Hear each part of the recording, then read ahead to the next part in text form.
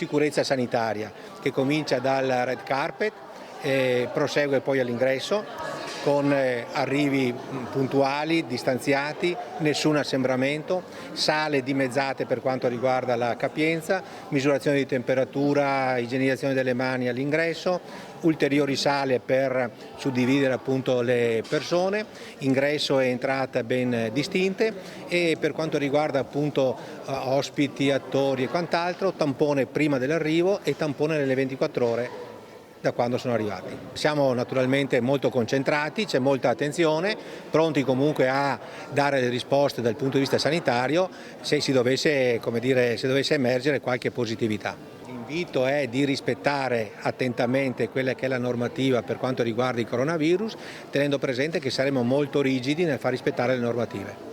Questa rigidità in cosa consisterà? Cioè si rischiano multe?